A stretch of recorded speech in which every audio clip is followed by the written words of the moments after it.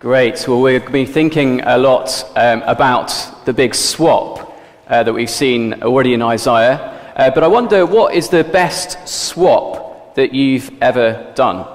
So I know that some of you, for a fact, are into football cards. Well, imagine that the last card you need to complete your collection is the ultra-rare Dembele Ultimate Baller. I don't even know what those words mean. But imagine that's your last card that you need, and actually you manage to swap it for someone just like Mickey van der Ven from Tottenham, who are probably going down, aren't they? What a great swap that would be. What an amazing swap. Or perhaps you've swapped an old car for a new one. We had to do that recently before Christmas. Our old car was about to fail its MOT. We wouldn't be able to see family at Christmas time, and so we swapped it for a new one, plus loads too much money. So it wasn't great a swap. Or have you ever heard of this guy in Canada? He started with a paperclip, a red paperclip, and he managed to swap it in the end for a whole house. It's a true story. It's quite an old one, but it's a true story. He really needed a job. He really needed a house. Rather than get a job, he decided to start with this paperclip and gradually swap and trade his way up for bigger and better things until the last thing he managed to swap was for a house. He was given a house. It's amazing, isn't it? A whole house. But actually this morning on Good Friday, we are thinking about the greatest swap in history. A swap that we need more than anything else. We've read those words from Isaiah. They're all about Jesus. And they were written 700 years before Jesus was born as a man. Just listen out for the swap again. And pray, if you'd like to read it with me, we can. The swap is this, is that Jesus suffered for our sin. That's the swap. Jesus suffered for our sin. Why don't we read this again together, just as we're sitting. And I've underlined these words so we can see the swap. Okay? So, but he was pierced for our transgressions. He was crushed for our iniquities. The punishment that brought us peace was on him. By his wounds we are healed. We all like sheep have gone astray. Each of us has turned to our own way, and the Lord has laid on him the iniquity of us all. See, the biggest problem that any of us have in the world, the thing we need more than anything else, is for God to deal with our problem of sin. We just heard in those verses, haven't we, that we're all like sheep that have gone astray. So Phoebe's going to be my sheep for me. Is that okay, Phoebe, if you want to come up? Phoebe, it's going to be my sheep going astray. You've got a lovely mask here. Phoebe, do you want to go astray? You can perhaps wander around the table with that in front of you. You can see through the eye holes. That's it. So Phoebe's our sheep going astray. But actually, that word, and Phoebe, if you come back up here, that'd be brilliant. Actually, that word going astray doesn't mean that we're just silly sheep that kind of wander off and get lost. Actually, it's talking about us being sinful sheep. Sheep that have turned away from God, that have this big problem of sin. Phoebe, can we manage to stick this on you without getting your hair? You try and stick it, you can stick it on yourself. Can you put it on? That's it. You might need to hold it there. Okay? So sheep that have turned away from God. And this sin, it separates us from God. Can you see this big curtain here? That reminds us of the big curtain that hung in the temple where people went to worship God. And actually, it acted like a big keep out sign because sinful people like us, sheep like us that have gone astray, can't get too near a holy God. He can't be near sin. And there's nothing that any of us could do about this. But thankfully, God always had a plan. And it comes to Good Friday. God always planned this, the greatest swap ever for us. And this is the first part of the swap. The Lord laid on him the iniquity of us all. So for anyone who trusts in Jesus, the Lord lays all of our sin, the Lord lays it on Jesus. So what we're going to do to help us just feel that and see this even more now, if you'd like to, there's about 10 sticky cards or so on the Lord's table here, and they've all got different sins on them. You don't know what they are. They're not corresponding to you. But if you'd like to come and take them up and lay them on the cross, and actually I'm going to invite Rafi up to come and stand by. Rafi's going to pretend to be the Lord God. He's going to stand by the cross, because actually we're going to give it to him to lay on, because the verse says it's the Lord that lays on Jesus all of our sin, all of our iniquity. That just means our sin. Okay? So just spend a few moments in quiet now, and if you'd like to come and take one of these, it's not just for the children, so adults can do it as well. If you'd like to come and take one of these, give them to Rafi. He will find a place to stick it on the cross. Let's do that for a few minutes.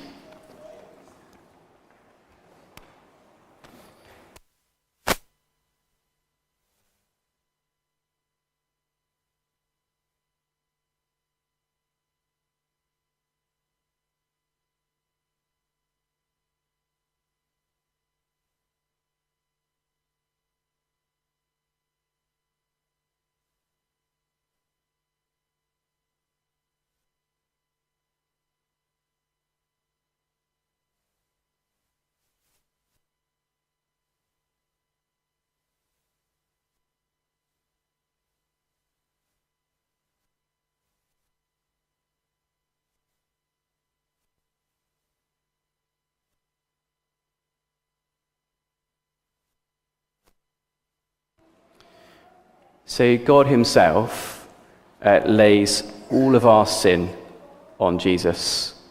All of our sin is on him. And maybe there's one or two, as you look at that, maybe there's one or two that you think are on your mind and your heart more than others. Maybe just take a moment now, in a moment of quiet, just to thank Jesus, to thank God that he has laid even that sin on Jesus. Even the ones you're most ashamed of in your past or your present, even ones we might commit in the future. All of our sin has been laid on Jesus. Just take a moment now in quiet to thank God that it's all been laid on him. It's done.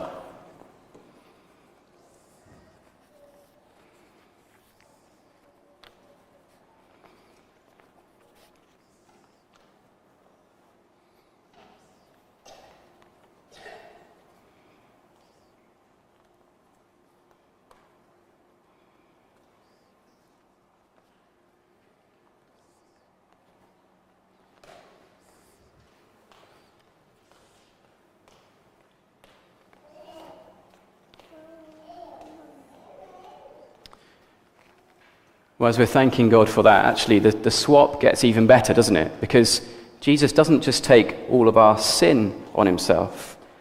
Actually, God places all of his right and settled anger at sin on Jesus too. And Jesus dies in our place. Rafi, can you post that somewhere on the cross? You can do it on the cross. That's it.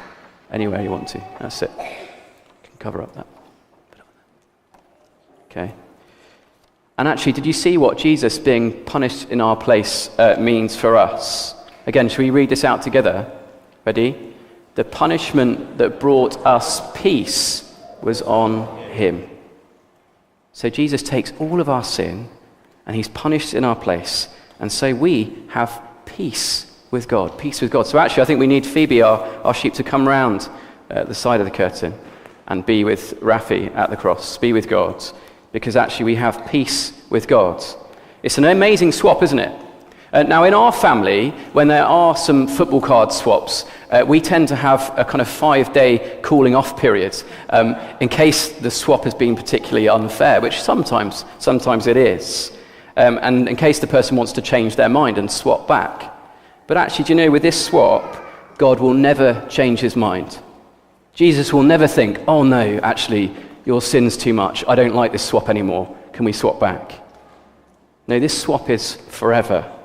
Jesus won't go back on it. He's paid for all of our sin, past, present, and future.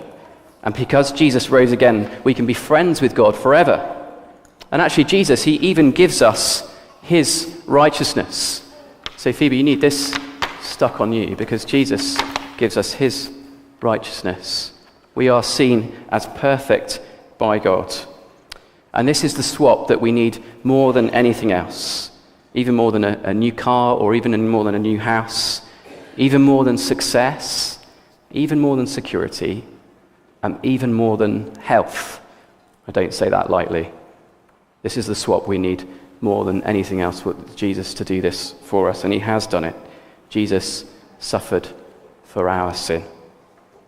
Got one more thing to say, but I'm going to let you guys sit down. Thank you so much for doing that. Shall I take that off you, Phoebe? Thank you.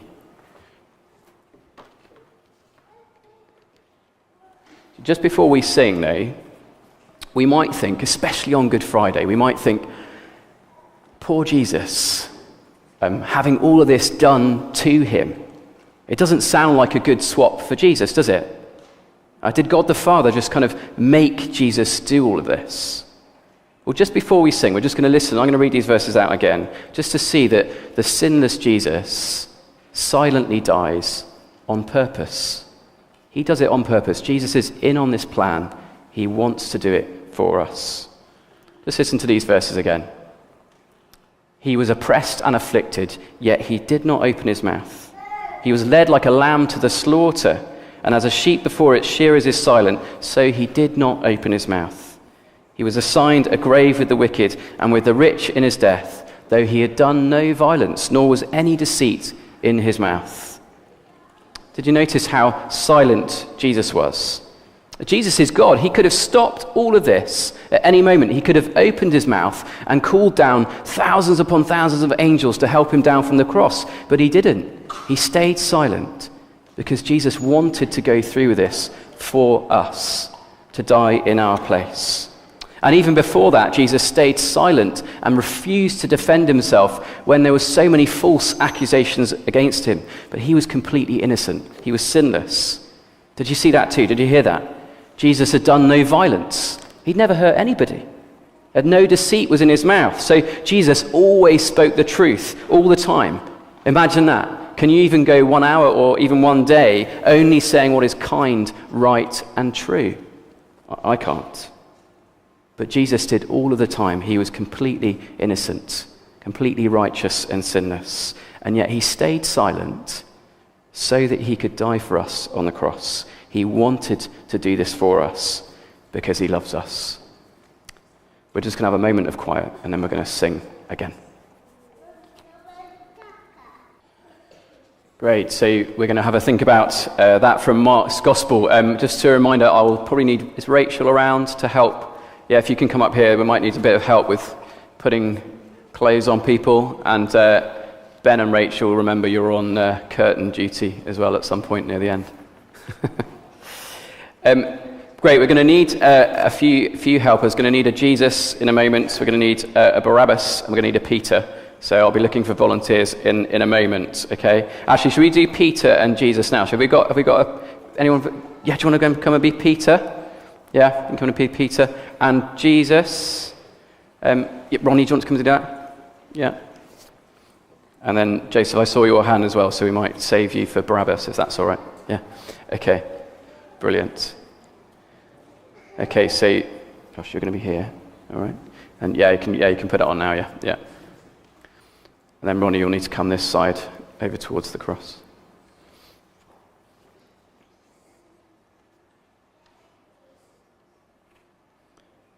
Well done. So, Ronnie, if you come around this side. Brilliant. Thank you. Great. So, as we heard about Peter and Barabbas, maybe you did hear that kind of swap taking place. And we heard how silent Jesus was, going to his death on purpose. But Peter and Barabbas, they kind of show us actually how much we need Jesus to do this for us, this swap that we need more than anything else in this world. See, Peter here, he was the best of the best. Did you remember what he said? He was bold. He followed Jesus, didn't he? Even when Jesus said all his followers were going to run away and scatter, Peter said, "No, I won't. I'll even die for you, Jesus." But how did Peter do? While Jesus was staying silent, determined to die on purpose, even though Jesus had done nothing wrong. I'll stick this in you. Even though he'd done nothing wrong, Jesus was determined to die. But Peter, what did he do? He was denying that he knew Jesus, even to that lowly servant girl, not even anyone important. He denied he knew Jesus 3 times. These words on the screen. Immediately the cock crowed the second time. Then Peter remembered the word Jesus had spoken to him. Before the cock crows twice, you will disown me 3 times. And he broke down and wept. Really, really sad moment in the Gospels, isn't it? Peter, even the best of the best, was full of sin. He needed Jesus to do this for him. as King Jesus silently went to the cross, he was doing it for people like Peter, even for those who seem like they've got it all sorted. When it comes to God, none of us have got it sorted. We all need Jesus to have died for our sin. Even me, and even Barabbas, as we'll see in a moment. We see that other swap happening, don't we? Did we say, Joseph, do you want to come out and be Barabbas for me? So Joseph, you come out and be Barabbas. And this time, there's no kind of hiding his sin, is there? Barabbas was obviously guilty. If you stand next to Peter Barabbas, he was obviously guilty. He was a criminal, probably a murderer. There we go. There was no hiding it. And when Pilate tries to free Jesus, who is clearly innocent, he's done nothing wrong, instead the crowd, egged on by the chief priests, they call for the guilty Barabbas to be freed instead, and Jesus to be crucified. So the sinless Jesus, he goes to the cross and was killed on a cross, while this sinner, Barabbas, goes free. Can you see the swap taking place? Jesus died for sinners like Peter, but he even took the place of sinners like Barabbas too, and even sinners like me and you, all of us. He took all of our sin, all of God's judgment for sin on himself on the cross. So whether we look good on the outside like Peter did, or whether it's obvious that we've sinned like Barabbas, all of us need Jesus to have died in our place. All of us need this swap more than anything else. And so that's what Jesus did to bring us to God. This is what he did. Just let's have these words again. At noon, darkness came over the whole land until 3 p.m, and Jesus cried out in a loud voice, Eloi, Eloi, lema sabachthani, which means, my God, why have you forsaken me? That darkness, it means judgment. Remember, Jesus is taking all of our sin and all of God's judgment. It feels horrible. It feels horrible to him. It feels like God has left him. That's why he cries out, why have you forsaken me? But as Jesus dies, temple curtain people, please be ready. Something amazing happens in the temple. Remember, this curtain in the temple was like a big keep out sign. Our sin separates us from God. But listen to what happens. I'll read the verses first with you. With a loud cry, Jesus breathed his last, and the curtain of the temple was torn in two from top to bottom. Well caught. Drama. It's torn in two. It's torn in two because Jesus has taken all of our sin and all of God's anger at sin on the cross. The big sign, the big keep out sign has gone. God's anger has been satisfied. The price has been fully paid on the cross. And so even Peter, even people like Barabbas, you can step through. They can come to God. Because anyone who trusts in Jesus can be friends with him forever, at peace with God, even made righteous by Jesus. We don't know if Barabbas actually trusted in Jesus, but it's showing us that anyone who trusts in Jesus, no matter what we've done, can come to God because of what Jesus has done. That curtain has been torn in two. This is why we call it Good Friday. This is the best swap ever. And it's a swap that we need more than anything else. Thank you. Let's have a moment of quiet. I think we might sing again after that. Thank you, boys. You want to step down?